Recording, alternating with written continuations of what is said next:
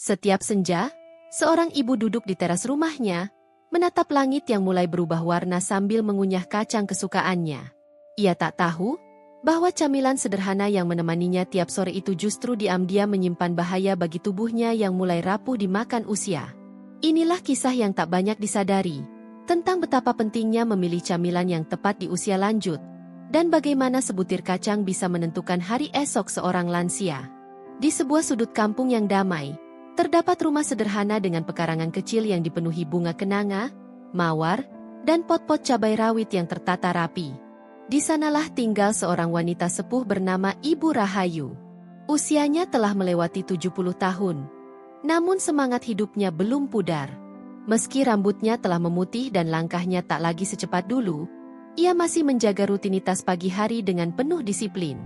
Setiap subuh, setelah menunaikan salat, ia berjalan perlahan menyusuri gang kecil menuju masjid sambil menyapa tetangga yang lewat. Ada ketenangan yang memancar dari wajahnya, seperti seseorang yang berdamai dengan waktu dan segala perubahan yang dibawanya. Ibu Rahayu bukan orang kaya. Ia hidup sederhana dari uang pensiun almarhum suaminya, yang dahulu seorang guru SD.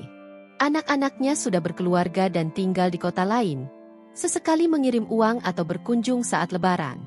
Namun, kesunyian itu tak membuatnya merasa kesepian. Justru, ia mengisi harinya dengan kegiatan kecil yang membuatnya merasa hidup, merawat tanaman, menjahit pakaian lama, dan sesekali membuat keripik untuk dititipkan di warung tetangga.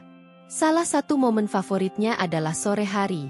Saat sinar matahari mulai melembut, Ibu Rahayu akan duduk di bangku kayu usang di beranda rumahnya.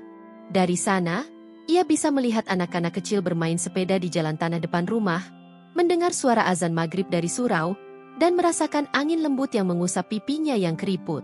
Di tangannya, selalu ada camilan. Paling sering, kacang tanah goreng asin, favorit sejak dulu. Ia menikmatinya sambil menonton sinetron atau mendengarkan radio. Kadang-kadang, ia menaburkannya di atas bubur untuk sarapan, atau dimakan begitu saja sambil ngobrol dengan tetangga. "Bu, jangan banyak-banyak makan yang asin ya," ujar anak bungsunya saat berkunjung terakhir kali. "Nanti tekanan darah naik loh." Tapi Ibu Rahayu hanya tertawa pelan. "Ah, ini kan cuma kacang. Dari dulu juga makan ini, sehat-sehat saja." Baginya, camilan itu bukan hanya soal rasa, tapi juga kenangan. Dulu, saat suaminya masih hidup, mereka sering makan kacang bersama sambil mengobrol soal anak-anak. Kini, setiap butir kacang seolah membawa kembali suara lelaki yang dulu menemaninya melewati masa-masa sulit dan bahagia. Namun di balik kebiasaan kecil itu, tersembunyi ancaman yang tak ia sadari. Camilan yang tampak tak berbahaya ternyata menyimpan risiko besar bagi tubuh lansia sepertinya. Kacang tanah goreng yang renyah dan gurih memang memanjakan lidah, tapi mengandung garam dalam jumlah tinggi dan minyak jenuh dari proses penggorengan. Tubuh Ibu Rahayu yang tak lagi sekuat dulu mulai merespon secara perlahan, kadang dengan napas yang terasa lebih berat, kadang dengan pusing yang datang tiba-tiba, atau kaki yang mulai bengkak setelah sore yang terlalu banyak ngemil. Kisah Ibu Rahayu adalah potret nyata banyak lansia di Indonesia. Mereka hidup dengan kebiasaan lama yang dianggap biasa saja, tanpa tahu bahwa tubuh mereka kini tak lagi sekuat dulu dalam menerima zat-zat tertentu. Apa yang dulunya sehat atau tak berdampak, bisa menjadi ancaman nyata di usia senja.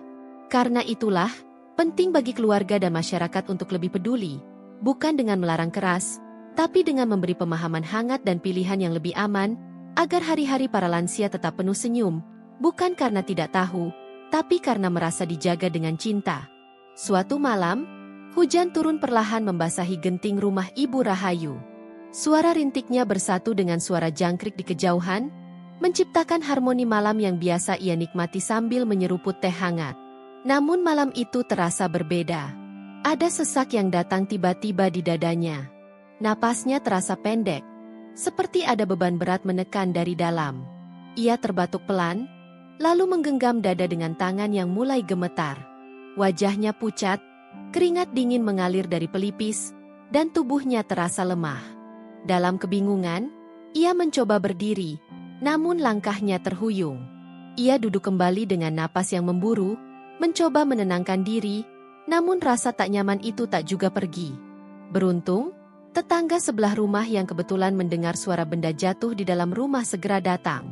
Saat melihat kondisi Ibu Rahayu yang pucat dan gelisah, ia segera menelepon anak sulung Ibu Rahayu yang tinggal satu kecamatan. Tak butuh waktu lama, sang anak datang menjemput dan langsung membawanya ke klinik 24 jam terdekat. Di ruang periksa yang dingin, tubuh Ibu Rahayu diperiksa dengan teliti. Dokter memasang alat cek tekanan darah, mendengar detak jantung dengan stetoskop, dan bertanya pelan, "Ibu tadi makan atau minum apa saja?" Anaknya menjawab, "Tadi sore ibu ngemil kacang tanah goreng, seperti biasa." Katanya itu camilan kesukaan. Sang dokter mengangguk pelan, lalu menunjukkan hasil tekanan darah yang cukup tinggi. Tekanan darah ibu naik. Camilan seperti itu memang kelihatannya sepele. Tapi kalau dikonsumsi rutin, terutama oleh lansia, bisa sangat berbahaya, ujar sang dokter serius. Ia lalu menjelaskan bahwa kandungan garam dan minyak jenuh dalam kacang tanah goreng dapat memicu tekanan darah tinggi, memperberat kerja jantung, dan membuat pembuluh darah menyempit, hal yang sangat rentan bagi tubuh tua yang sudah tidak lagi sekuat dulu. Bagi sang anak, ini seperti tamparan. Selama ini ia membiarkan ibunya makan sesuka hati, dengan dalih tidak ingin membatasi kebahagiaan kecilnya. Ia merasa bersalah karena baru menyadari bahwa kasih sayang bukan hanya tentang membiarkan, tetapi juga tentang menjaga dan memberi batasan yang menyehatkan. Ia mulai bertanya pada dokter tentang alternatif camilan sehat yang tetap bisa membuat ibunya bahagia, tanpa harus mengorbankan kesehatannya. Dokter menyarankan mengganti camilan tersebut dengan kacang yang lebih sehat, seperti almond panggang tanpa garam, atau kacang hitam rebus yang kaya serat. Sejak kejadian itu, keluarga mulai lebih perhatian terhadap pola makan Ibu Rahayu. Mereka mencatat apa saja yang boleh dan tidak boleh dimakan, bahkan membuat daftar camilan sehat yang bisa dinikmati bersama saat sore tiba. Mereka juga belajar bahwa banyak orang tua di luar sana mengalami hal yang sama, menganggap camilan favorit masa muda masih aman dikonsumsi, padahal tubuh mereka telah berubah.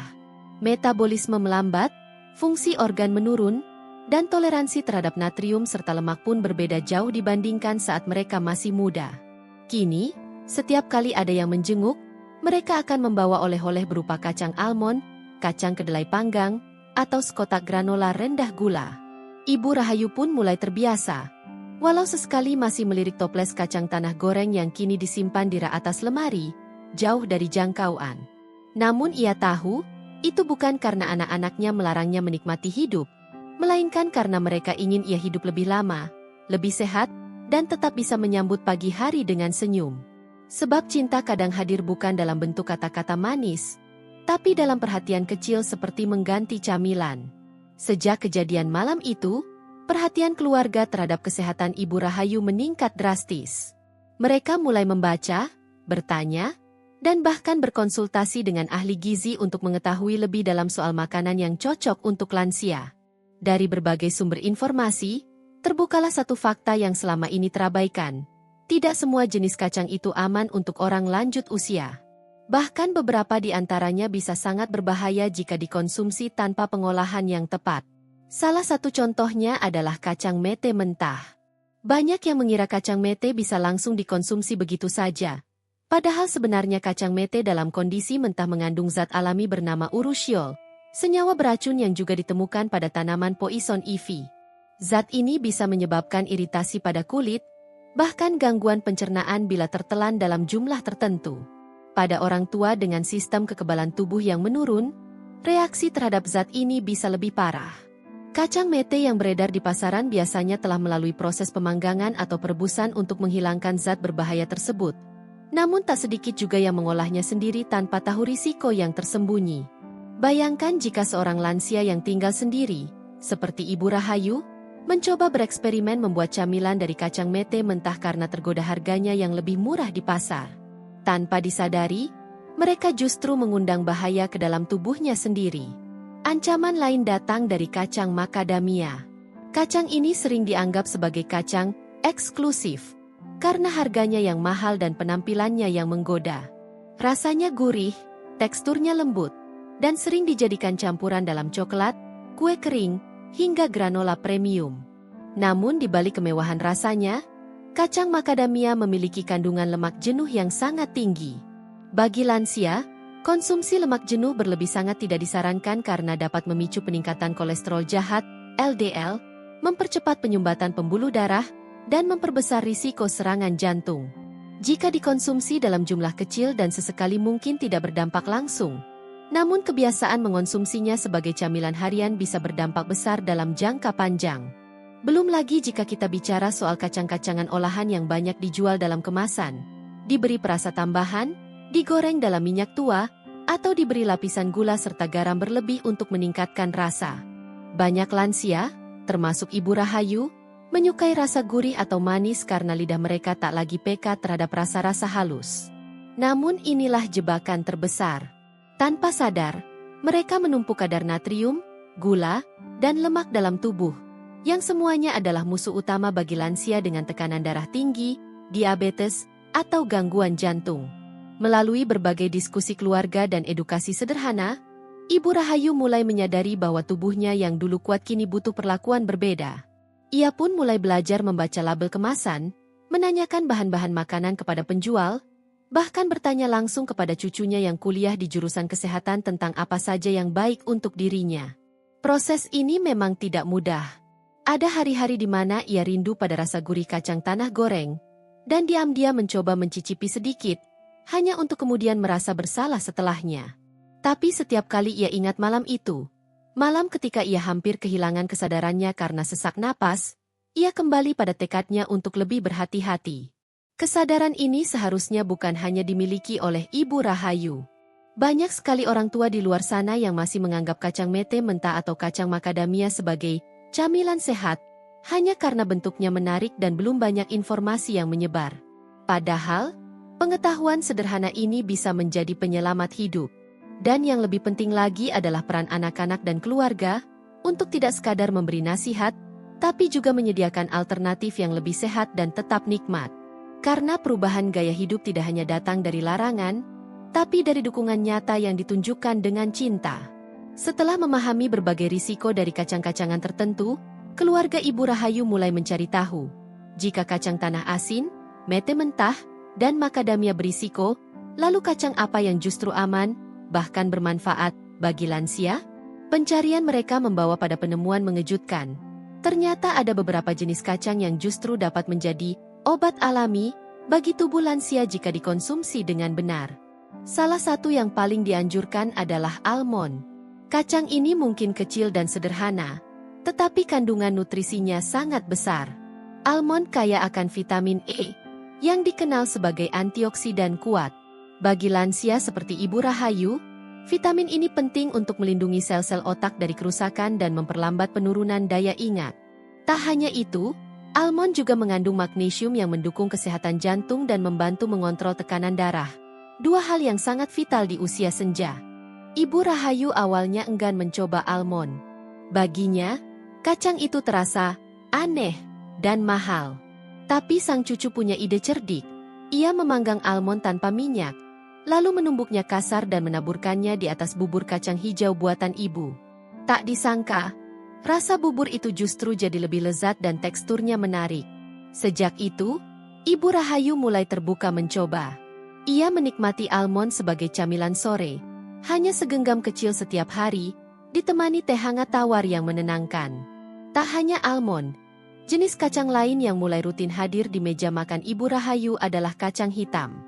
Mungkin terdengar asing, tetapi kacang ini sangat populer dalam dunia kesehatan karena kaya akan serat dan protein nabati. Bagi lansia yang mulai mengalami sembelit atau masalah pencernaan, serat dari kacang hitam bisa menjadi solusi alami.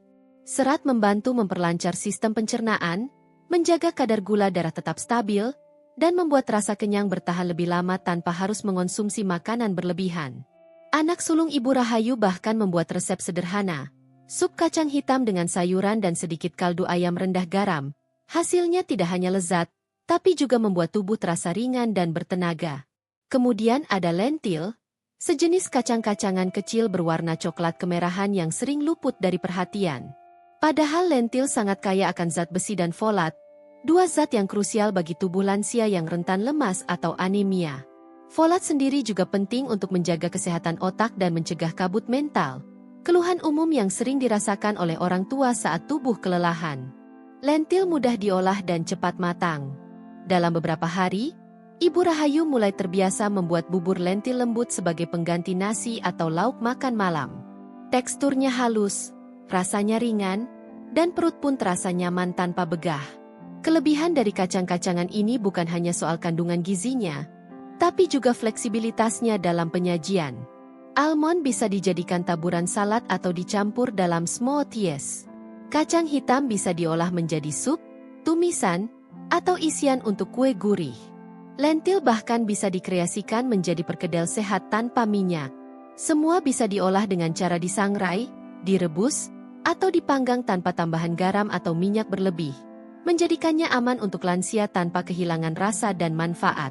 Bagi Ibu Rahayu, perkenalan dengan kacang-kacangan ini membuka babak baru dalam hidupnya. Ia tak lagi merasa takut atau bingung soal camilan. Justru, ia mulai bersemangat mencoba resep baru, mencatat reaksi tubuhnya setelah makan, dan dengan bangga berbagi tips kepada teman-teman pengajian tentang camilan sehat ala dirinya. Perlahan tapi pasti, ia mulai merasa tubuhnya lebih ringan, tidur lebih nyenyak, dan pencernaannya pun membaik. Ia membuktikan bahwa usia lanjut bukan akhir dari perjalanan merawat tubuh, melainkan fase di mana setiap pilihan kecil bisa membawa dampak besar bagi kualitas hidup sehari-hari. Memilih kacang yang tepat untuk lansia tidak cukup hanya mengetahui jenisnya saja. Cara mengolah dan menyimpannya pun memiliki peranan besar dalam menentukan apakah kacang tersebut tetap menjadi sumber kebaikan atau justru berubah menjadi sumber masalah. Dalam kasus Ibu Rahayu, ia tidak hanya belajar untuk menerima jenis kacang baru seperti almond, kacang hitam, dan lentil, tetapi juga mulai memahami bahwa proses penyajian yang salah dapat merusak semua manfaat yang ada. Dulu, ia terbiasa membeli kacang dari pasar dalam bentuk yang sudah digoreng dan diberi bumbu. Warnanya keemasan, aromanya menggoda, dan rasanya memang gurih. Tapi siapa sangka, di balik rasa itu tersembunyi banyak garam dan minyak jenuh yang perlahan menumpuk dalam tubuh. Sang cucu, yang saat itu baru lulus dari jurusan gizi, dengan sabar mulai memperkenalkan cara baru yang sederhana namun berdampak besar. Ia menunjukkan cara menyangrai kacang menggunakan wajan anti lengket tanpa minyak. Proses ini mungkin membutuhkan waktu lebih lama dan kesabaran ekstra, karena harus sering diaduk agar tidak gosong. Tetapi hasilnya jauh lebih sehat. Alternatif lainnya adalah memanggang di oven dengan suhu rendah, sehingga kacang tetap renyah tanpa merusak kandungan nutrisinya. Ia juga mengingatkan agar kacang tidak ditambahkan garam atau bumbu instan. Jika ingin rasa, cukup dengan sedikit rempah alami seperti bubuk kayu manis, bubuk bawang putih, atau sedikit perasan jeruk nipis untuk sentuhan segar alami. Selain cara mengolah, cara menyimpan kacang juga tak kalah penting. Banyak orang, termasuk Ibu Rahayu sebelumnya, menyimpan kacang begitu saja di dalam toples terbuka atau plastik kresek tanpa perlindungan udara. Padahal, kacang sangat rentan terhadap udara lembab yang dapat memicu tumbuhnya jamur dan oksidasi lemak. Hasilnya, kacang menjadi tengik, rasanya pahit, dan jika dikonsumsi terus-menerus bisa mengganggu sistem pencernaan. Setelah mendapatkan penjelasan, Ibu Rahayu mulai menggunakan wadah kaca kedap udara untuk menyimpan kacangnya, dan meletakkannya di tempat sejuk, jauh dari cahaya matahari langsung. Ia juga diberitahu bahwa kacang-kacangan sebaiknya tidak disimpan terlalu lama. Idealnya, dalam 2 hingga 3 minggu, stok kacang sudah habis dan diganti yang baru agar kesegarannya tetap terjaga. Salah satu tips penting yang disampaikan cucunya adalah membeli kacang dalam jumlah kecil saja. Tidak perlu terlalu banyak agar tidak menumpuk. Selain mencegah tengik, ini juga menghindarkan lansia dari godaan ngemil berlebihan. Cukup 1 genggam kecil, sekitar 28 gram, setiap hari sudah lebih dari cukup untuk memberikan manfaat. Ibu Rahayu pun akhirnya terbiasa mengisi toples kecil dengan almond panggang yang telah didinginkan, dan membaginya ke dalam beberapa wadah kecil harian. Setiap sore, ia hanya membuka 1 saja. Ini bukan sekadar pengendalian, tapi juga strategi menjaga keseimbangan dan menikmati camilan dengan penuh kesadaran. Kreativitas pun muncul.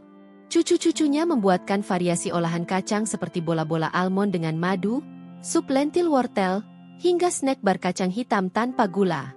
Semua dibuat dengan cinta, dengan satu tujuan, menjaga kesehatan sang nenek tanpa membuatnya kehilangan kegembiraan dalam menikmati makanan. Bahkan tetangga sekitar mulai tertarik, dan sering bertanya resep atau sekadar mencicipi saat berkunjung. Ibu Rahayu kini merasa memiliki peran baru, sebagai duta kecil camilan sehat di lingkungannya.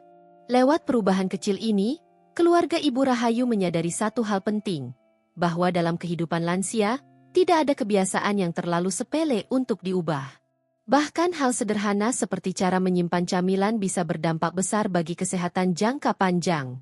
Dan lebih dari itu, proses ini menjadi jembatan cinta antara generasi, anak, cucu, dan orang tua, yang saling belajar, memahami, dan menjaga dengan kasih sayang. Sebab merawat lansia bukan hanya soal pengobatan, tapi juga tentang menciptakan ruang aman, sehat, dan penuh makna di setiap harinya. Kini, sore hari di rumah Ibu Rahayu tak lagi sama. Bangku kayu di beranda tetap menjadi tempat favoritnya. Namun yang berubah adalah isi mangkuk kecil di tangannya. Bukan lagi kacang tanah goreng asin yang gurih menggoda itu, melainkan beberapa butir almond panggang, kacang kedelai rebus tanpa garam, atau potongan kecil snack bar dari kacang hitam dan biji bunga matahari buatan cucunya. Di sampingnya ada segelas air putih hangat, bukan lagi teh manis atau kopi pekat. Dan meski sederhana, momen ini terasa lebih berarti. Di wajah Ibu Rahayu, tak lagi tampak keraguan atau rasa kehilangan. Yang ada hanyalah senyum tenang, sebuah kebahagiaan baru yang tumbuh dari rasa dihargai, didampingi, dan dipedulikan. Ia sering berkata kepada para tetangga yang datang berkunjung, "Saya ini sebenarnya dulu nggak percaya kalau makanan bisa bikin sakit. Tapi sekarang saya ngerti. Kadang kita itu bukan kurang makan, tapi salah makan." Kalimat itu selalu diikuti dengan kisahnya tentang malam ketika napasnya sesak dan tubuhnya melemah hanya karena camilan yang dianggapnya sepele. Ia tak menceritakannya dengan nada menyalahkan masa lalu, tapi dengan semangat berbagi. Ia ingin orang lain, terutama para lansia seperti dirinya, belajar dari pengalamannya. Baginya, sakit bukan hukuman, tapi peringatan yang penuh kasih agar kita kembali merawat tubuh yang sudah puluhan tahun setia mengiringi langkah hidup. Kisah Ibu Rahayu menjadi pengingat penting bahwa perubahan gaya hidup tidak pernah terlambat, bahkan di usia yang sudah senja. Tidak perlu perubahan besar, cukup dari hal kecil seperti mengganti camilan harian, memilih cara memasak yang lebih sehat, atau menyimpan makanan dengan cara yang benar. Karena setiap langkah kecil yang diambil dengan kesadaran bisa membawa dampak besar dalam jangka panjang. Terlebih, jika itu dilakukan bukan hanya demi diri sendiri, tapi juga demi anak cucu yang ingin melihat orang tuanya hidup lebih lama, lebih sehat, dan tetap ceria di hari tua. Yang lebih indah lagi, perubahan ini mempererat hubungan dalam keluarga. Anak-anak yang dulunya hanya datang sebentar kini lebih sering menyempatkan waktu. Cucu-cucu yang dulu sibuk dengan gawai kini tertarik memasak bersama nenek. Bahkan para ibu-ibu di lingkungan tempat tinggal Ibu Rahayu mulai mengadakan arisan dengan tema, "Camilan Sehat untuk Usia Lanjut." Dari satu pengalaman pribadi, terciptalah gerakan kecil namun bermakna. Saling menjaga, saling mengingatkan, dan saling mendukung dalam kebaikan. Di tengah dunia yang bergerak cepat dan terkadang individualistis, kisah ini adalah bukti bahwa kasih sayang dalam keluarga masih menjadi obat paling mujarab untuk menjaga kualitas hidup lansia. Di akhir setiap harinya, sebelum menutup pintu dan masuk ke dalam rumah, Ibu Rahayu sering melirik langit senja yang berubah jingga. Dalam hatinya, ia bersyukur. Bukan hanya karena masih diberi kesempatan hidup, tapi karena kini ia hidup dengan lebih sadar. Ia tidak lagi menganggap dirinya sebagai orang tua yang harus dituruti, tapi sebagai bagian dari keluarga yang terus tumbuh, belajar, dan saling menguatkan. Ternyata, camilan itu bukan sekadar makanan, katanya suatu ketika kepada cucunya, tapi juga bisa jadi cermin dari cara kita mencintai tubuh sendiri. Cerita Ibu Rahayu adalah satu dari ribuan cerita lansia di negeri ini yang mungkin mengalami hal serupa tanpa sadar. Maka, jika Anda memiliki orang tua, kakek nenek, atau tetangga sepuh yang masih rutin mengonsumsi kacang atau camilan lainnya tanpa panduan yang tepat, jadilah orang pertama yang peduli. Bukan dengan melarang atau mengatur, tapi dengan menyentuh hati mereka lewat perhatian kecil.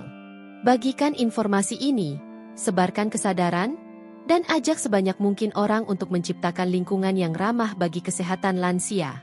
Karena di balik setiap butir kacang yang dipilih dengan bijak, tersembunyi harapan.